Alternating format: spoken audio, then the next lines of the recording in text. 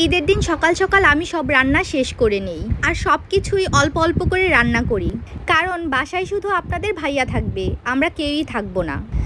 আমি যাব আমার বাপের বাড়ি, তাই কিছু রান্না আমি আগের দিন রাতেই করে রাখি, যাতে তাড়াতাড়ি সব গুছিয়ে আমি বাপের বাড়ি চলে যেতে পারি। হ্যালো এভরিওয়ান, আসসালামু আলাইকুম। আমি Tonni Hasan, welcome back to my new video. ছোট থেকে এই জায়গাটাতে আসলেই মনে হয় আমি বাড়ি চলে এসেছি। এখান থেকেই আমাদের বাড়ি দেখা যায়, তাই মনের ভিতর অন্যরকম একটা আনন্দ কাজ করে। এবার বাড়িতে আসার মূল কারণ হচ্ছে আমার জান বাচ্চাটা এবার বাড়িতে ঈদ করছে। ঈদের দিন সকাল থেকে আমার মনটা ছটফট করছিল কখন ওর মুখটা দেখবো। ঈদের দিন বিকালে আমরা সবাই একটু ঘুরতে বের হই। আমাদের ঘুরতে যাওয়া বলতে এই মাটির রাস্তাটুকুই। এই মাটির রাস্তায় ঘুরতে আনিন খুব ভালোবাসে, তাই আমরা সুযোগ পেলে প্রকৃতি দেখতে চলে আসি এই রাস্তায়। এবার ঈদে এরা দুই বোন পরেছে ম্যাচিং ম্যাচিং জামা। ঈদে বাচ্চাদের মনে অনেক খুশি থাকলেও আমার কিন্তু ঈদের দিনটা ভালো কাটে না, কারণ আমার ঈদের দিন শুরু হয় ঈদের পরের দিন থেকে। ঈদের পরের দিন আমরা সব ভাই বোনেরা একসাথে হই, আর আমাদের ঈদ শুরু হয় তখন থেকেই। সারাটা বছর আমরা ভাই বোনেরা অপেক্ষা করি এই দিনটার জন্যই। সব ভাই বোনদের একসাথে খাওয়া দাওয়া, গল্প, আড্ডায় এটাই আমাদের ঈদের দিন হয়ে ওঠে।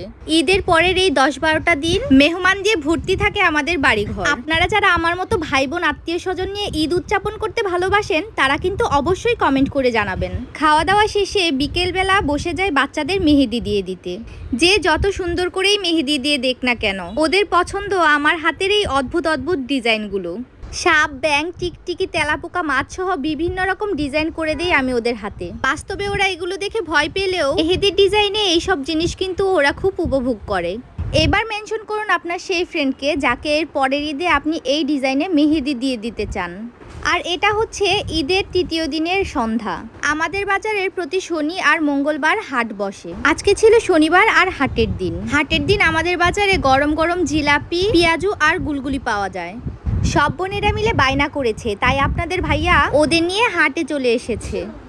এই হাটে পেঁয়াজু, জিলাপি আর গুলগুলি কিন্তু কেজি দরে বিক্রি করা হয়। এখানে 3-4টা দোকানের মধ্যে আমরা আসি এই দোকানটাতে। এই দোকানগুলোর এক পাশে খাবার ভাজা হয়, আরেক পাশে বিক্রি করা হয়, তাই খাবারগুলো মোটামুটি গরমই ছিল।